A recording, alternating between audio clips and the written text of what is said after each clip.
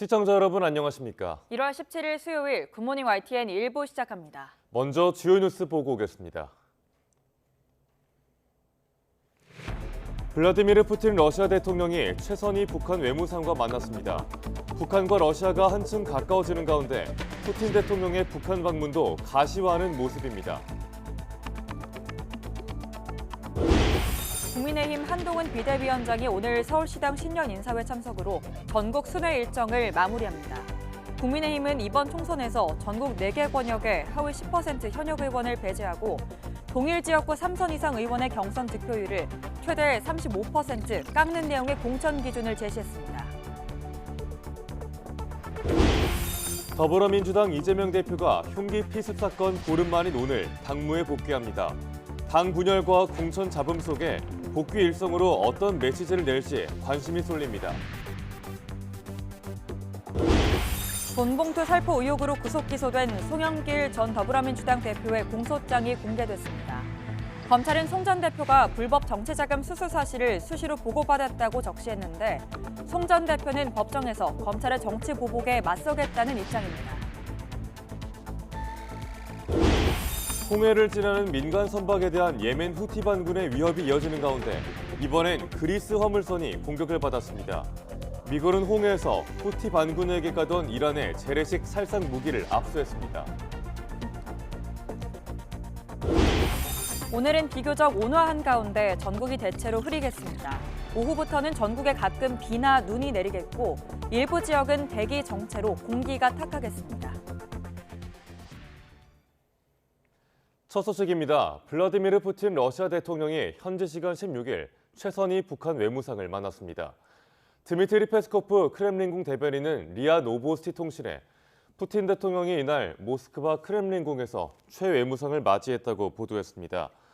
통신이 텔레그램에 공개한 영상을 보면 푸틴 대통령은 접견실로 들어오면서 먼저 기다리고 있던 최 외무상을 발견하자 환하게 웃으며 악수를 청했습니다. 하지만 두 사람의 대화 내용은 공개되지 않았습니다. 최 외무상은 세르게이 라브로프 러시아 외무장관과 함께 이날 낮에 열린 북러 외무장관 회담 결과를 보고했습니다. 앞서 최 외무상과 라브로프 장관은 회담을 갖고 지난해 9월 북러 정상회담 협의 이행 상황과 한반도 문제 등을 논의했습니다. 김정은 북한 국무위원장이 대한민국을 철두철미 제1회 적대국으로 불변의 주적으로 확고히 간주하도록 교육, 교양 사업을 강화한다는 것을 헌법에 명기해야 한다고 밝혔습니다. 조선중앙통신은 김 위원장이 그제 열린 최고인민회의 시정연설에서 이같이 말했다고 보도했습니다. 김 위원장은 또 헌법에 전쟁이 일어날 경우 대한민국을 완전히 점령하고 북한 영역에 편입시키는 문제를 반영하는 것이 중요하다고도 말했습니다. 이런 가운데 북한은 또 조국평화통일위원회를 비롯한 대남기구를 공식적으로 폐지하면서 50년 넘게 이어져온 남북관계를 단절하겠다는 의지를 보였습니다. 또 조국 통일 3대 헌장 기념탑과 경의선처럼 선대 유산까지 부정했는데 우리 정부는 체제에 대한 불안감 때문이라고 분석했습니다. 신현준 기자가 보도합니다. 북한이 지난해 말 남북관계를 적대적 두 국가 관계로 규정한 데 이어 우리 측과 대화와 협력을 담당하던 대남기구를 공식 폐지하기로 했습니다. 남북회담을 주도해온 조국평화통일위원회, 남북당국과 민간의 교류 협력을 전담한 민족경제협력국, 그리고 현대그룹의 금강산 관광사업을 맡아온 금강산 국제관광국이 대상입니다. 앞으로 남북회담이나 경제협력, 민간 교류가 없을 것임을 분명히 한 셈입니다. 1972년 7.4 남북 공동성명 이후 50년 넘게 이어져온 남북관계가 막을 내릴 것으로 보입니다. 우리의 조국 통일 노선과 극명하게 상반되는 흡수 통일, 제재 통일을 국책으로 정한 대한민국과는 언제 가도 통일을 이룰 수 없다. 김정은 국무위원장은 또 경의선 북측 구간을 파괴하고 접경 지역의 모든 북남 연계 조건들을 철저히 분리하기 위한 단계별 조치와 함께 조국 통일 3대 헌장 기념탑 철거를 지시했습니다. 수도 평양의 남쪽 관문에 꼴불견으로 서 있는 조국 통일 3대 헌장 기념탑을 철거해버리는 등 통일, 화해, 동족이라는 개념 자체를 완전히 제거해버려야 합니다. 기념탑은 할아버지 김일성 주석의 통일 노력을 기린 것이고 경의선과 금강산 관광사업은 부친인 김정일 국방위원장 시절 유산인데 이마저 부정하는 꼴입니다. 한반도 통일, 그것을 완수해야 되기 때문에 북한 노동당의 일당 체제가 정당화되는 것인데 그것을 포기한다면 노동당의 독재 근거가 없어지게 됩니다. 북한이 남북연락사무소를 파괴하고 인근의 지뢰를 매설한 개성공단에 이어 금강산 관광에서도 우리 측을 완전히 배제할 뜻을 내비치면서 남북 경협의 상징인 두 곳 모두 사라질 처지에 놓였습니다. 통일부는 북한의 이런 행동 기반에는 체제에 대한 불안감과 자유민주주의 체제로의 흡수 통일에 대한 두려움이 깔려 있다고 분석했습니다. YTN 신현주입니다. 국민의힘이 이번 총선에서 전국 4개 권역별로 하위 10%에 해당하는 현역 의원은 공천 배제, 즉 컷오프하기로 했습니다. 또 같은 지역구 3선 이상 5선 의원의 경선 득표율은 최대 35% 깎을 계획입니다. 보도에 손여정 기자입니다. 국민의힘 공천관리위원회가 첫 회의를 열고 후보 옥석을 가리기 위한 구체적인 기준을 제시했습니다. 우선 전국을 4개 권역으로 나누고 각 지역의 하위 10%에 해당하는 현역 의원은 아예 공천장을 주지 않기로 했습니다. 여당 당세 등을 고려해 구분한 건데 7명 정도가 고배를 마실 것으로 보입니다. 현역 교체는 하위 10%에 관해서는 우리 인원으로 보면은 7분 정도 될 것 같습니다. 전체적으로. 당원과 일반 국민의 여론조사 반영 비율을 지역별로 구분하고 다선 의원에 대한 이른바 페널티 규정도 마련했습니다. 동일 지역 3선 이상 중진은 기본 감산 15%에 권역별 조정지수 20%를 더해 경선 득표율의 최대 35%를 깎도록 했습니다. 당사자 입장에선 경쟁자보다 불리할 수밖에 없습니다.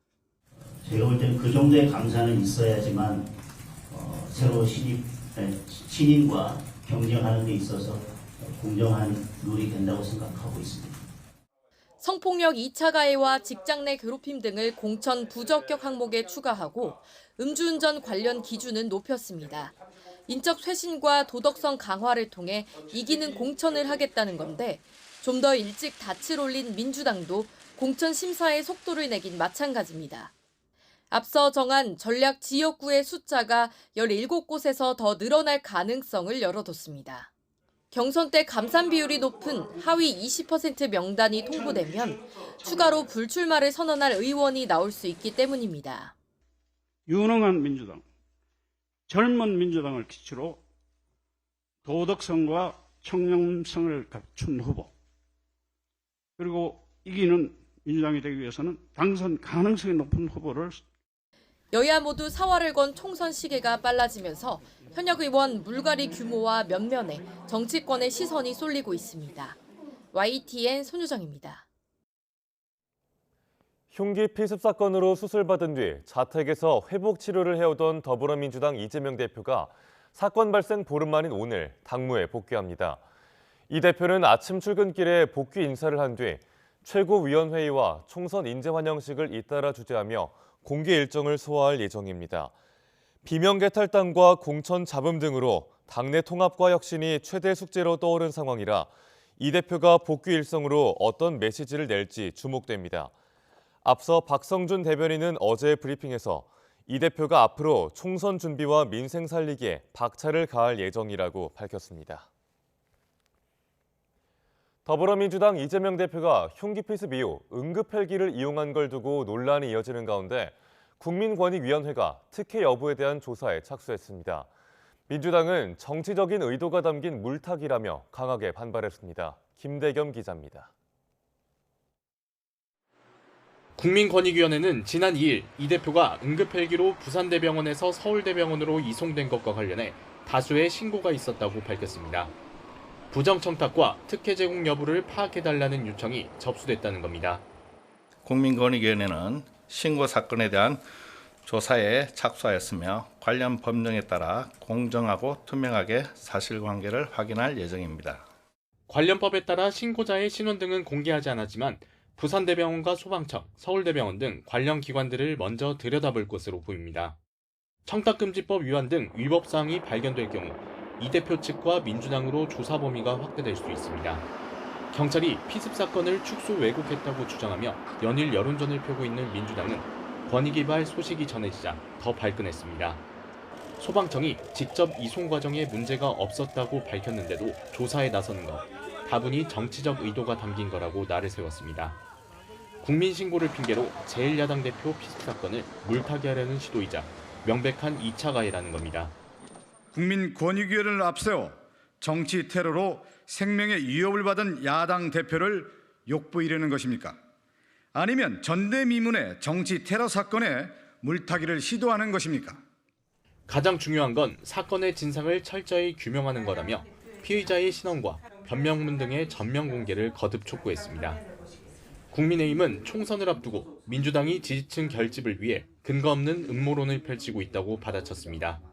당내 문제라든지 이런 여러 가지 국민적 우려나 국민적 비판에 대한 출구 전략으로 음모론을 계속 얘기하고 있지 않나 이런. 자극적인 언어로 국민을 선동하는 건 가뜩이나 양극화된 정치의 골을 더 깊게 할 뿐이라며 자제를 촉구했습니다.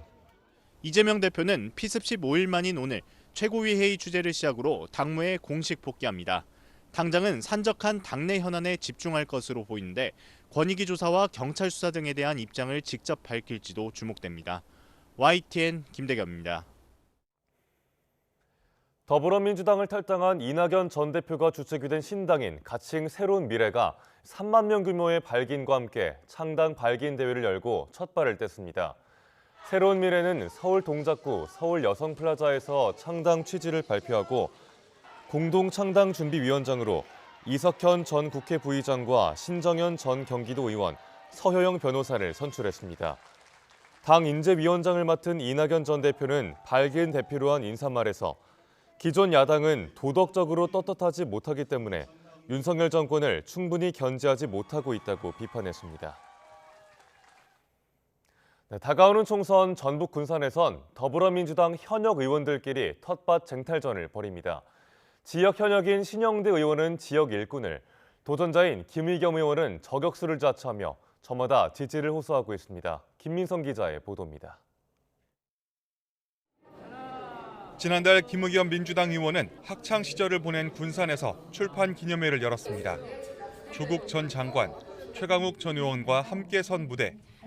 맨몸을 던져 싸우다 보니 싸움닭이라는 이야기도 들었다며 지난 의정활동 소회를 털어놨습니다. 운동장에 뛰어 들어가서 그 공 쫓아다니면서 한 번이라도 잡으려고, 한 번이라도 골을 넣어보려고 하다 보면 폭발이 가는 거잖아요. 네. 그래서 여러분들께서 좀 이쁘게 좀 봐주셨으면 합니다. 네. 출마 기자회견에선 윤석열 정권을 심판하는 것과 군산 경제를 살리는 게 별개의 문제가 아니라며 특히 새만금을 중국의 자본과 사람이 몰려오는 관문으로 만들어야 한다고 강조했습니다. 이에 맞서는 지역구 현역은 같은 당 신영대 의원입니다. 지역구 현역 시도의원과 나란히 선 신 의원은 김 의원을 겨냥한 듯 자신은 그동안 헛발질 없는 의정활동을 해왔다고 강조했습니다. 의원직을 걸고 총선 1호 공약으로 제시했던 현대중공업 군산조선소 재가동도 해냈다며 앞으로는 새만금을 확실히 완성하겠다고 약속했습니다. 헛발질, 가짜 뉴스 같은 경솔한 정치로 국민의 신뢰를 잃은 적도 없습니다. 참을 수 없는 가벼움과 인기몰이에 현한데 민주당의 살을 깎는 행위도 하지 않았습니다. 김의겸 신영대 두 의원은 앞선 두 차례 여론조사에서 양강 구도를 형성해 오차 범위 내 접전을 이어가고 있습니다. 이를 의식한 듯 신영대 의원은 전북의 지역구를 둔 현역 가운데 가장 빨리 출마 선언 기자회견을 열었습니다. 이들 외에 최입의 전 국민의당 의원이 민주당 예비후보로 등록했고 전수미 변호사는 군산과 수도권 출마를 놓고 저울질 중입니다. 국민의힘에서는 이근열 군산시 당협위원장이 출마를 고려하고 있습니다. YTN 김민성입니다. 더불어민주당 전당대회 돈봉투 살포 의혹으로 지난 4일 구속 기소된 송영길 전 대표의 공소장이 공개됐습니다. 검찰은 송 전 대표가 불법 정치자금을 받은 사실을 수시로 보고받았다고 적시했는데 검찰 수사를 정치보복으로 규정한 송 전 대표는 법정에서 무죄를 입증하겠다는 입장입니다. 백정규 기자입니다. 총 49쪽 분량 공소장에서 검찰은 9달에 걸친 송영길 전 대표 수사 결과를 총망라했습니다. 검찰은 우선 통일부 산하 법인인 평화와 먹고 사는 문제 연구소가 외곽 후원 조직으로 동원됐다고 못 박았습니다. 먹사연을 통해 모인 불법 정치자금 7억 6천여만 원이 사실상 송 전 대표의 개인 정치 활동 지원을 위한 모금이었다는 겁니다.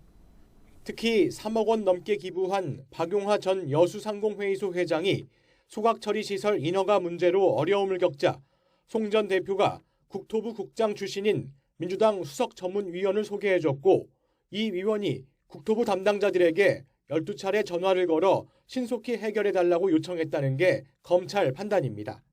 먹사연에 각각 1억 원을 송금한 화장품 부자재 업체 대표와 건설업체 대표 이사의 경우 모두 송 전 대표와 고등학교 후배란 학연으로 연결됐다고 명시했습니다. 또 원자력 발전 설비 업체 대표에게 7,500만 원을 후원받을 땐 송 전 대표가 문재인 정부 탈원전 정책에 반대한다는 입장이 전달됐다고 봤습니다. 이와 함께 2021년 4월 윤관석 의원이 돈봉투 10개가 든 종이봉투를 테이블에 올려두고 직접 송 전 대표에게 잘 전달하겠다는 취지로 이야기했다고 검찰은 판단했습니다. 하지만 송 전 대표는 먹사연 비용을 한 푼도 사적으로 쓰지 않았고 돈봉투 살포도 알지 못했다며 법정에서 무죄를 입증해 검찰의 정치 보복을 물리치겠다고 맞서고 있습니다. YTN 백종규입니다. 이번 주 3년 임기를 마치고 떠나는 김진욱 고위공직자 범죄수사처장이 퇴임을 앞둔 소회를 밝혔습니다. 공수처의 초대 처장으로서 조직 기반을 마련했다면서도 수사력 논란 등 여러 비판에 대해선 오해도 있었다며 적극적으로 반박했습니다. 홍민기 기자가 보도합니다. 오는 20일 퇴임하는 김진욱 고위공직자 범죄수사처장이 퇴임 전 마지막으로 정례브리핑에 직접 참석했습니다. 김 처장은 먼저 가장 성취감을 느낀 일로 초대 처장으로서 공수처의 기틀을 마련했다는 점을 꼽았습니다.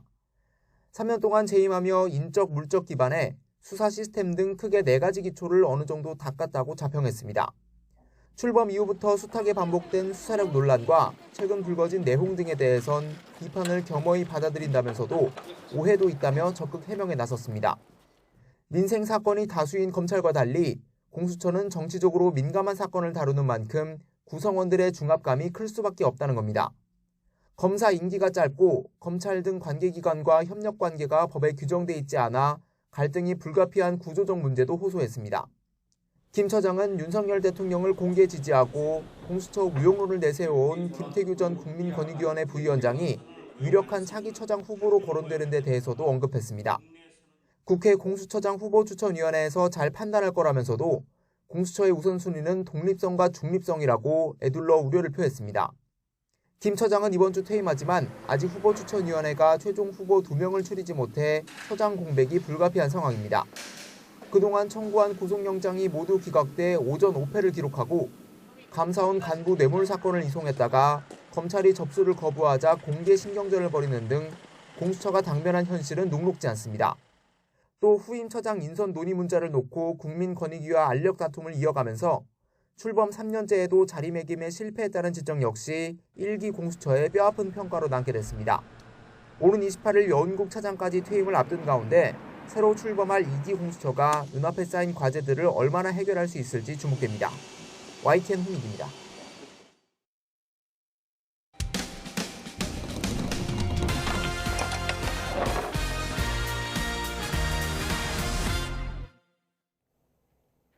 새벽 시간에 불도 나지 않은 아파트 지하 주차장에서 남녀 여러 명이 소화기를 마구 뿌렸습니다. 차량 수십 대가 하얀 분말을 뒤집어 쓰는 피해를 입었는데 가해자들을 잡고 보니 10대 촉법 소년들이었습니다. 윤웅성 기자가 취재했습니다. 모두가 잠든 새벽 시간 아파트 지하 주차장에 남녀 여러 명이 나타납니다. 빨간색 소화기를 들고 있던 일행 중 한 명이 갑자기 소화액을 뿌리기 시작합니다. 순식간에 하얀 분말이 지하 주차장을 가득 채우고 신이 난 듯 서로 촬영까지 합니다.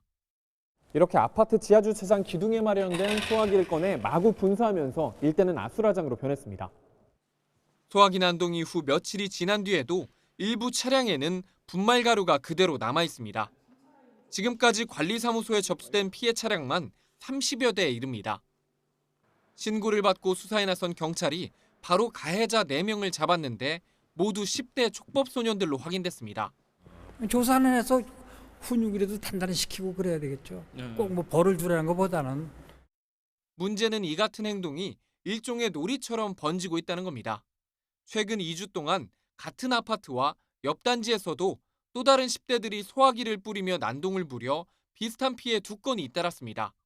지구대가도 신고하라다 신고를 했죠. 나 솔직한 마음은 다시 못 그리게 하려고. 피해 보상 이런 건 관심 없고. 이들의 철없는 장난 때문에 아파트 미화원 10여 명은 30분 넘게 바닥과 벽면 청소를 해야 했습니다. 경찰은 이들을 재물손괴죄 위반 혐의로 입건하고 수사를 마무리하는 대로 소년부 법원으로 송치할 계획입니다.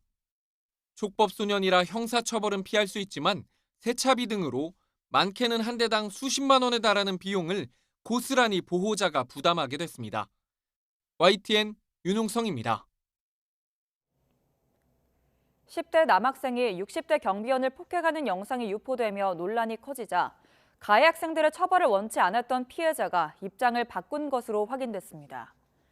경기 남양주 남부경찰서는 60대 경비원 A씨가 2번째 조사에서 기존 입장을 번복해 학생들의 처벌을 원한다고 진술했다고 밝혔습니다.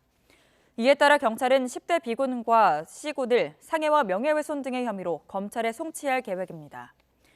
경찰 관계자는 보복을 막기 위해 보호시설이나 소년원으로 송치하는 우범소년 송치 제도를 검토하고 있다고 설명했습니다.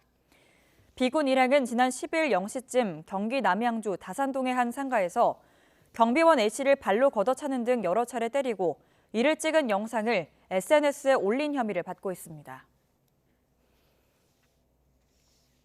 어제 오후 일본 홋카이도 신치토세 공항에서 대한항공과 홍콩 국적의 캐세이 퍼시픽 여객기가 접촉하는 사고가 났지만 다친 사람은 없었다고 현지 매체가 보도했습니다. 보도에 따르면 오후 5시 30분쯤 지상에서 이동하던 대한항공 여객기의 왼쪽 날개와 캐세이 퍼시픽의 수직 꼬리 날개가 접촉했습니다. 대한항공에는 승객 276명과 승무원 13명 등 모두 289명이 타고 있었지만 다친 사람은 없었습니다. 어제 오후 4시쯤 경기도 화성시 평택 시흥고속도로에서 앞서가던 9.5톤 화물차와 뒤따르던 25톤 화물차가 추돌했습니다. 이 사고로 화물차 짐칸에 실려있던 철제 적재물이 운전석 쪽으로 쏟아지면서 25톤짜리 화물차를 몰던 40대 남성이 현장에서 숨졌습니다. 경찰은 급정거나 안전거리 미준수 등이 있었는지를 조사하고 있습니다. 서해 최북단 인천 백령도 근처에서 중국 어선이 우리 해역을 침범해 해양경찰에 납포됐습니다. 중부지방해양경찰청 서해 5도 특별경비단은 경제수역어업주권법 위반 혐의로 100톤급의 중국 어선 한 척을 납포했습니다. 해당 어선은 인천 백령도 서쪽 37km 바다에서 특정 금지구역을 24km까지 넘어왔습니다. 해경은 경광등과 국제신호기 등을 이용해서 배를 멈추라고 명령했지만 어선이 불응하고 도주하자 추격해 배를 납포했습니다. 미국이 최근 홍해에서 예멘 후티 반군에게 가려던 이란의 재래식 살상 무기를 압수했습니다. 민간 선박에 대한 후티 반군의 위협이 계속되는 가운데 이번엔 예멘 앞바다에서 그리스 화물선이 공격을 받았는데요. 후티 반군은 이번에도 자신들이 쐈다고 밝혔습니다. 황보현 기자가 취재했습니다. 현지 시간 지난 11일 미군이 예멘 후티 반군을 행선지로 하는 이란의 무기를 압수했습니다. 미군 중부사령부는 지난해 11월 홍해를 지나는 선박에 대한 후티 반군의 공격이 시작된 이후 이란이 제공하는 개량형 재래식 살상 무기를 압수한 것은 이번이 처음이라고 밝혔습니다. 중부사령부에 따르면 미 해군 특수부대는 후티 반군으로 향하던 선박에서 이란제 미사일 부품 등 무기류를 압수했고 이 과정에서 대원 2명이 실종됐습니다. 압수한 무기류에는 유도장치와 탄두 등 순항미사일과 탄도미사일 부품이 포함됐습니다. 중부사령부는 후티가 홍해를 통과하는 국제 상선 공격에 사용한 무기와 같은 제품으로 파악됐다고 설명했습니다. 무기를 압수한 다음 날인 지난 10일 미군은 후티 반군 기지와 무기고 등에 대규모 폭격을 가했고 13일에는 레이더 시설도 공격했습니다. Iran-backed Houthis launched a complex attack of one-way attack drones, anti-ship cruise missiles, and an anti-ship ballistic missile into the Red Sea. 홍해 선박을 위협하는 후티 반군에 미국이 직접 군사작전을 펼치며 이처럼 강경 대응에 나섰지만 민간 선박 피해는 계속되고 있습니다. 지난 15일에는 미국 회사 소유의 벌크선이 홍해 초입에서 후티 반군의 미사일 공격을 받았고 16일에는 홍해 남쪽 예멘 앞바다에서 그리스 화물선이 또 미사일에 맞았습니다. 영국 해상보안업체 암브레이는 이 선박이 가자지구 전쟁 발발 이후 이스라엘을 방문했던 전력이 있다고 밝혔습니다. 후티는 이번 공격 역시 자신들의 소행이라고 자처했습니다. عملية استهداف لسفينة زوغرافيا كانت متجهة إلى موانئ فلسطين المحتلة وذلك بعدد من الصواريخ البحرية المناسبة وكانت الإصابة مباشرة. 미군은 이날 영내 선박을 겨눌 준비를 하고 있던 후티의 대함 탄도미사일 4발을 파괴했다고 밝혔고 러시아 스푸트니크 통신은 미국과 영국이 예멘 중부 알바이다주를 공습했다고 보도했습니다. YTN 황보현입니다. 홍해에서 예멘 후티 반군과 미영연합군 간 공세가 격화하는 가운데 우리 수출 선적과 에너지 도입은 정상적으로 진행되고 있습니다. 하지만 해운 운임이 오르고 있어 사태가 장기화할 경우 인플레이션이 재발할 것이라는 우려도 나오고 있습니다. 홍상희 기자입니다. 지난달 수출 물가는 국제유가 하락 등의 영향으로 나란히 내림세를 보였습니다. 예멘 후티 반군이 지난해 11월부터 수에즈 운하 관문인 홍해에서 상업용 선박을 공격해왔지만 우리 수출에 미치는 영향은 현재로서는 미미하다는 것이 정부의 판단입니다.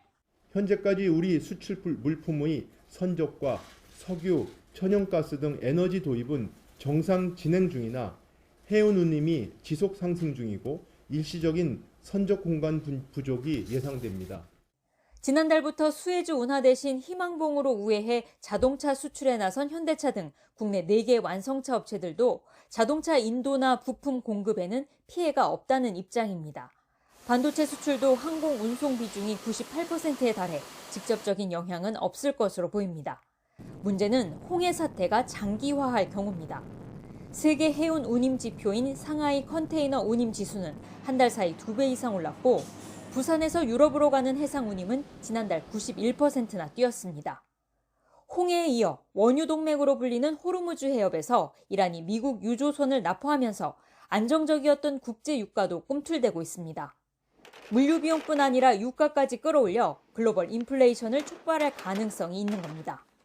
사태가 장기화되면 상품 가격에서 운임이 차지하는 비중이 과거에 비해서 5배에서 10배 이상 상승하는 문제가 생기기 때문에 이건 글로벌 인플레이션에 아주 악영향을 미칠 것이라고 생각합니다. 정부는 이번 주부터 유럽 노선에 HMM 선박 4척을 신규 투입하고 현재 2천만 원인 수출 바우처 국제 운송비 지원 한도도 상향할 계획입니다. 세계 물류 동맥인 홍해 항로에 이어 호르무즈 해협에서도 위기가 고조되면서 수출업계의 긴장감이 높아지고 있습니다. YTN 홍상입니다. 유럽연합 경쟁당국이 대한항공과 아시아나항공의 기업 결합을 최종 승인할 것으로 알려지면서 후속 조치가 급물살을 타고 있습니다. 대한항공은 미국과 일본의 합병 승인도 낙관하면서 연내 합병 성사를 기대하고 있지만 미국이 어려운 조건을 내세울 거라는 시각도 있습니다. 이승윤 기자입니다. 대한항공과 아시아나항공의 기업 결합을 놓고 까다로운 조건을 내걸었던 유럽연합 경쟁당국. 두 회사는 아시아나항공 화물사업 분리 매각과 대한항공의 유럽 4개 도시 노선의 슬롯, 즉 공항 이착륙 횟수 반납 등을 수용했습니다. 이에 EU가 최종 승인을 내릴 방침이라는 외신 보도가 나오자 대한항공은 기쁨을 감추지 못하고 있습니다. 대한항공 관계자는 미국과 일본 측의 승인도 낙관한다며 연내에 합병이 성사될 가능성이 있다고 말했습니다. EU의 요구에 따라 포기하게 된 운수권 등은 국내 항공사에 배분하는 등 후속 조치도 급물살을 타고 있습니다. 유럽 4개 노선 운수권은 티웨이 항공이 넘겨받는 방안이 유력하게 거론되고 있습니다. 아시아나 화물 사업 부문 인수는 제주항공과 에어프레미아 등이 관심을 보이고 있습니다. 대한항공과 아시아나의 통합은 산하에 진에어와 에어부산, 에어서울이 결합하는 대형 저비용 항공사 출범으로도 이어질 전망입니다. 다만 전문가들은 미국과 일본이 EU보다 더 가혹한 조건을 제시할 것으로 우려하고 있습니다. 합병했을 때의 규모, 미주 노선의 규모가 커지는 거라든지 이런 것 때문에 아마 실질적으로 거부권을 갖다가 행사하지 않겠느냐 이렇게. 대한항공은 에어프레미아에 미주 노선 일부와 기재를 넘기고 조종사와 승무원을 파견 보내는 등 독점 우려를 적극 해소한다는 계획입니다. YTN 이승윤입니다.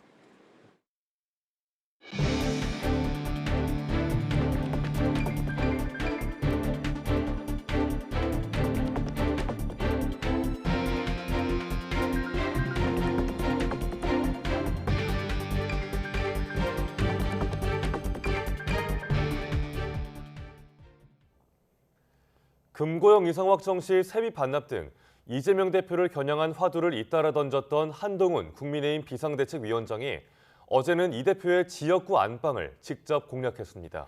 동행한 원희룡 전 국토교통부 장관은 온몸으로 도전하겠다며 이 대표와의 맞대결 출사표를 던졌습니다. 임성재 기자가 보도합니다. 새해 초 전국을 순회하는 국민의힘 한동훈 비대위원장이 이번엔 민주당 이재명 대표의 지역구가 있는 인천 계양구를 찾았습니다. 시당 신년 인사회 참석이란 표면적인 이유보단 여당 수장의 제1야당 대표 안방 공략이란 해석이 뒤따랐습니다. 한 비대위원장 역시 굳이 이런 정치적 의미를 부인하진 않았습니다. 이재명 대표가 출마하는 지역이라면 그곳이 호남이든 영남이든 서울이든 인천이든 충청이든 어디든 가서 정정당당하게 승부하고 싶어하는 후보들이 많이 있습니다. 오는 4월 총선에서 이재명 대표와 정면 대결을 펼치겠다는 의지를 피력한 건데 동행한 원희룡 전 장관은 한 발 더 나갔습니다. 이 대표를 우리 정치를 가로막는 돌덩이로 규정하고 도전장을 내밀었습니다. 돌덩이 하나가 자기만 살려고 이 길을 가로막고 있습니다. 이 돌덩이가 누군지 여러분 아시죠? 제가 온몸으로 돌덩이를 치우겠습니다. 야당의 책임자가 발을 디딘 곳이라면 어디든 가겠다며 이 대표의 총선 출마 행보에 따른 맞춤형 전략 구사 가능성도 시사했습니다. 한동훈 위원장은 원 전 장관에 힘을 실어주며 정치개혁 이슈로 대야 공세 수위를 더 끌어올렸습니다. 총선에서 이기면 현행 300명인 국회의원 수를 250명으로 줄이겠다며 표심을 자극했습니다. 우리 국민의힘은 이번 총선에서 승리해서 국회의원 수를 300명에서 250명으로 줄이는 법 개정을 제일 먼저 발의하고 통과시키겠습니다. 국회의원 불체포 특권 포기와 금고형 이상 확정 시 세비 반납 추진 등으로 이 대표를 직접 겨냥한 데 이어 과반 의석 민주당 전체로 전선을 넓힌 거란 분석이 나왔습니다. 한동훈 위원장의 최근 행보에는 정책과 인물로 총선을 승리로 이끌겠다는 판단이 깔린 것으로 보입니다. 한 위원장의 이른바 투트랙 전략이 여론의 호응을 얼마나 얻을 수 있을지 주목됩니다. YTN 임성재입니다. 개혁신당 이준석 정강정책위원장은 국회의원 수 감축을 추진하겠다고 밝힌 국민의힘 한동훈 비대위원장에 대해서 머릿속에 여의도 문법만 그득한 것 아니냐고 날을 세웠습니다. 이 위원장은 어제 민주당을 탈당한 이낙연 전 대표가 추진하고 있는 신당 창당 발기인 대회에서 기자들과 만나 관련 질문에 이같이 말했습니다. 이어 정치의 염증을 느낀 국민에 대해서 소구하려는 의도 같은데 염증을 만들어낸 정당이 어디인지 반성부터 해야 한다며 너무 제3자적 관점에서 여의도 문법으로 얘기하는 게 아닌가 우려가 생긴다고도 덧붙였습니다. 국민권익위원회가 이재명 민주당 대표의 흉기 피습 이후 서울대병원으로 헬리콥터로 이송한 게 특혜에 해당하는지 조사에 착수했습니다. 정승윤 권익위 부위원장은 브리핑을 통해 피습 뒤 응급 헬리콥터를 이용해 이 대표를 부산대병원에서 서울대병원으로 이송한 건에 대해 부정청탁과 특혜 제공 여부를 조사해달라는 신고가 여러 건 접수됐다며 이같이 밝혔습니다. 이에 대해 민주당은 야당 대표에 대한 2차 가해라고 반발했습니다. 박성준 대변인은 국회 브리핑에서 사건의 본질은 암살 테러인데 권익위가 물타기를 하고 있다며 이같이 말했습니다. 이어 이미 남화영 소방청장이 매뉴얼상 문제가 없다고 했는데도 권익위가 조사에 착수했다고 밝힌 건 명백히 정치적인 의도가 있는 거라고 비판했습니다. 박 대변인은 몇 사람의 신고를 핑계로 야당 대표를 조사하겠다니 기가 막히며 윤석열 정권은 왜 국민 대다수가 요구하는 김건희 여사 특검은 거부하느냐고 반문했습니다. 국민권익위원회가 부패 인식도를 조사했더니 국민의 38%는 공직사회가 부패했다고 답했지만 공무원들 스스로는 2%만 동의해 인식에 큰 차이를 보였습니다. 가장 부패한 분야로는 정치권이 지목됐습니다. 박광렬 기자가 보도합니다. 전광 카르텔의 문제점을 드러낸 LH 아파트 철근 누락 사태와 아빠 찬스를 쓴 성관이의 자녀 특혜 채용 의혹. 이 같은 부정부패와 비리에 대한 사회적 체감은 어느 정도일까? 일반인 1,400명에게 우리 사회의 부패 정도를 물었더니 56.5%가 부패한 편이라고 답했습니다. 전년도 조사보다 2.1%포인트 늘어난 수치입니다.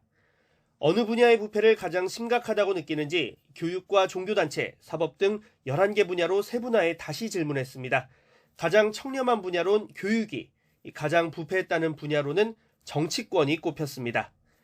정당, 입법 분야의 경우 일반 국민을 비롯한 여러 조사 대상이 최근 3년 연속으로 가장 부패한 사회 분야로 인식하고 있었습니다.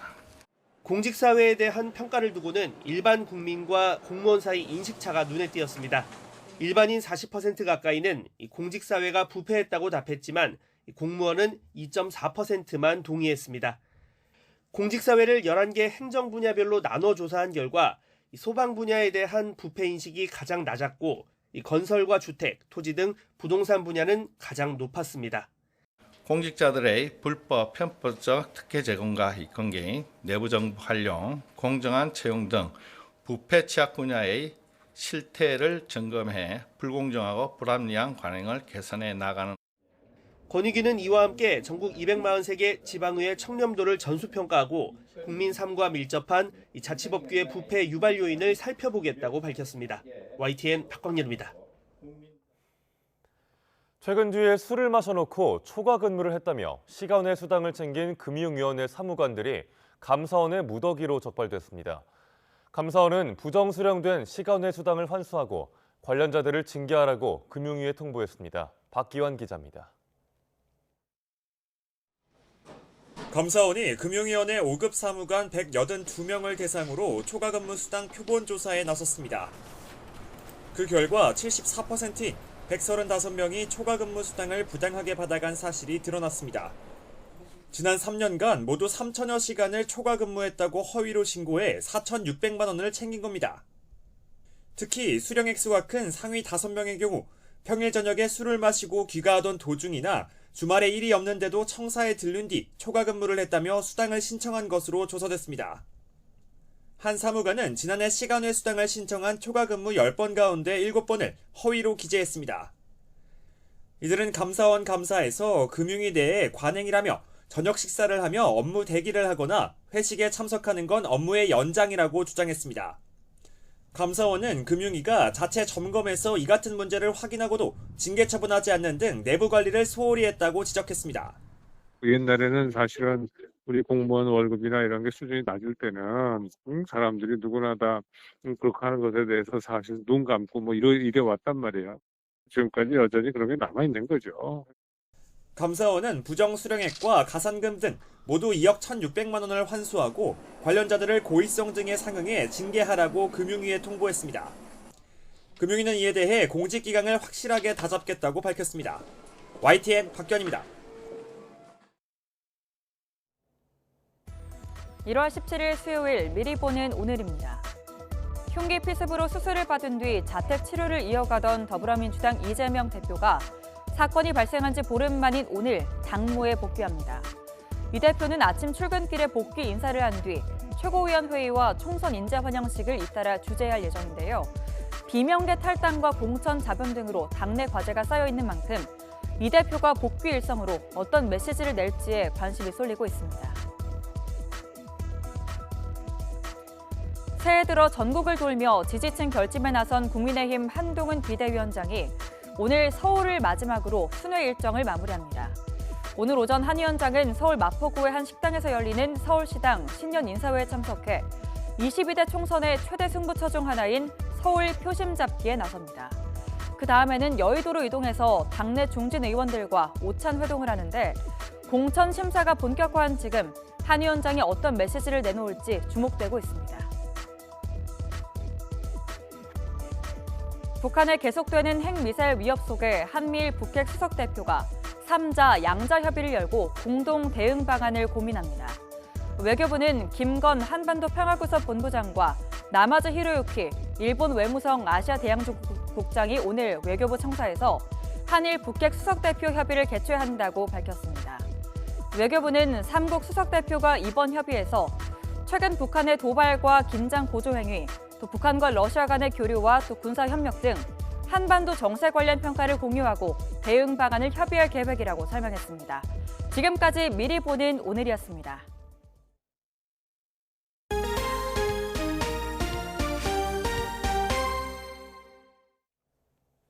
시진핑 중국 국가주석이 통일전선 공작을 지시하면서 타이완의 민심을 얻어야 한다고 주문했습니다. 차기 타이완 총통의 분리독립 노선에 맞서 거꾸로 내부 분열을 유도하는 전략으로 풀이됩니다. 베이징 강정규 특파원의 보도입니다. 반중 독립 성향의 민진당 라이칭더가 당선된 직후 중국군은 잇따라 무력 시위 영상을 공개했습니다. 그러나 선거 전후 타이완 해협에서 실제 무력 시위 양상을 보면 수위를 조절한 흔적이 역력합니다. 지난해 4월 2차 타이완 포위 때 하루에만 군용기 91대가 떴던 것에 비하면 일상적 수준이었습니다. 我们坚持以战领训，深化战争和作战问题研究，一起从难从严训练标准，努力锻造海上精兵劲旅。 시진핑 주석도 강력한 압박보단 타이완 애국 세력의 마음을 모아야 한다고 지시했습니다. 양안 관계 개선을 원하는 국민당 등 야당에 대한 적극적인 포섭을 주문한 걸로 풀이됩니다. 실제 지난 13일 선거 결과 만들어진 여소야대 정국 때문에 독립 노선의 추진력은 그만큼 줄었습니다. 과거 천수이벤 정부 때도 미국 무기 구입 예산이 번번이 의회 문턱을 넘지 못했던 적이 있습니다. 본격 대선 레이스에 돌입한 미국도 타이완 독립에 힘을 싣기보단 정세 안정에 방점을 찍었습니다. We look forward to continuity in the relationship under the new administration and for common efforts to preserve cross-strait peace and stability. 일단 중국은 강력한 압박 대신 포섭 전략을 선택한 걸로 보입니다. 입지가 좁아진 차기 타이완 총통의 분리 독립 노선을 주류 여론에서 도려내겠다는 의도입니다. 베이징에서 YTN 강정규입니다. 주일 미군이 이시카와현 노토 강진 피해 복구를 위한 지원에 본격적으로 나섭니다. 미군은 지진 직후에 지원 의사를 밝혔는데 일본 정부가 물자 수송을 지체 없이 진행하기 위해 주일 미군의 지원을 공식 요청했습니다. 도쿄에서 김세호 특파원의 보도입니다. 이시카와현 노토의 강진이 발생하자 미국은 미일 동맹의 굳건함을 강조하며 미군 투입을 통한 지원 의사를 밝혔습니다. And our Japanese ally graciously hosts thousands of U.S. service personnel and family members. As you've heard from the President and the U.S. Ambassador, our military forces in Japan are ready to assist as needed. 그동안 우방국의 지원을 받아들이지 않았던 일본 정부는 미국의 제안을 결국 수용했습니다. 자위대가 해온 물자 수송을 지체 없이 이어가기 위해 주일 미군의 지원을 요청했다는 겁니다. 이에 따라 주일 미군은 이시카와현에 있는 항공자위대의 고마스 기지를 거점으로 노토 반도까지 구호 물자를 나릅니다. 앞서 기시다 후미오 총리는 여러 국가의 지원 제안에 감사를 표하면서도 일률적으로 받아들이기 어렵다며 완곡히 거절해왔습니다. 일본 정부는 주일 미군의 지원을 요청한 배경으로 독자 운송 능력을 가져 현지에 큰 부담을 주지 않는다는 점을 꼽았습니다. 回転翼機等の輸送手段をすでに日本国内に保有しているということ、そして自己完結可能な輸送力を被災者支援のために迅速に提供可能であること。 이시카와현 노토반도 강진으로 사망자는 220여 명에 이르고 단전 단수가 이어지는 가운데 피난민 사망자도 늘고 있습니다. 게다가 피난소와 빈집 절도 등 범죄 신고도 잇따르는 상황. 여기에 일본 지진조사위원회는 앞으로 3주 동안 진도 5 이상의 추가 강진과 쓰나미 가능성까지 경고했습니다. 지진 피해 지역에는 여전히 폭설과 이어진 등 여러 난관과 위험이 도사리고 있는 가운데 일본 정부가 미군의 지원을 얼마만큼 효율적으로 활용할 수 있을지에 관심이 쏠리고 있습니다. 도쿄에서 YTN 김세호입니다. 전 세계 정재계, 학계의 유명인사가 한데 모여 인류 공통의 현안을 논의하는 세계 경제 포럼이 4박 5일 일정으로 스위스의 휴양지 다보스에서 막을 올렸습니다. 이들은 우크라이나 전쟁과 이스라엘 하마스 전쟁 등 동시다발적인 안보 위기 속에서 해법을 모색합니다. 이동우 기자가 보도합니다.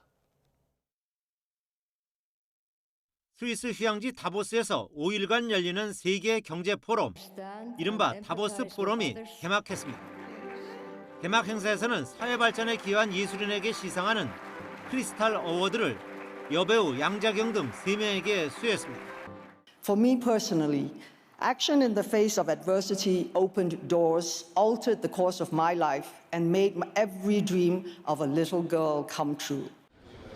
올해로 54회째를 맞은 다보스 포럼은 각자 도생보다는 공존의 길을 모색하도록 신뢰를 쌓아나가자는 취지에서 주제를 신뢰의 재구축으로 정했습니다. 우선 우크라이나 전쟁과 이스라엘 하마스 전쟁 등 동시다발적인 안보 위기 속에서 해법을 모색합니다. ou de l'autre, trouver un chemin pour inclure la Russie. Il n'y aura pas de paix sans le mot aussi de la Russie. 또 기후변화 위기와 글로벌 경기 둔화, 디지털 격차 등의 부작용을 피하며 인공지능, 즉 AI를 인류 번영의 도구로 활용할 방안 등도 논의합니다. We are at a critical time in terms of how the interplay between AI specifically and technology and society will be shaped going forward. 이번 포럼에는 한덕수 국무총리와 마크롱 프랑스 대통령 등 각국 정상급 인사 60여 명과 빌 게이츠 MS 창업자를 비롯해 기업인과 학계 인사 등 2,800여 명이 참석합니다. 특히 젤렌스키 우크라이나 대통령과 헤르조그 이스라엘 대통령 등 분쟁 당사국 정상도 포럼에 참석해 자국의 입장을 대변합니다. 이런 가운데 행사를 앞두고는 빈부격차 해소와 화석연료 감축 등을 촉구하는 시위가 이어졌습니다. YTN 이동호입니다. 탄소 중립, 이른바 넷제로 시대를 앞두고 청정에너지 경쟁이 치열해지고 있습니다. 이런 가운데 국내 대표적인 산업도시인 울산시가 미국의 에너지 도시 휴스턴을 찾아 미래 에너지 확보에 나섰습니다. 오태인 기자가 취재했습니다. 원유와 액화석유가스 등 화석연료 수출 기지인 미국 휴스턴. 이곳에서도 에너지 대전환 시대를 맞아 변화가 일어나고 있습니다.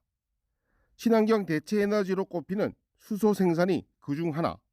한 기업은 천연가스에서 수소를 추출하는 과정에서 생기는 이산화탄소를 포집 저장하는 기술로 이른바 불로수소를 만든다는 계획입니다.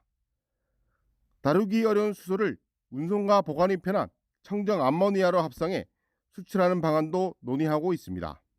That's a project that we have looked at and we continue to look at, both on the green ammonia and blue ammonia side. Enterprise is well positioned to do it. We just continue to work with customers to make that happen.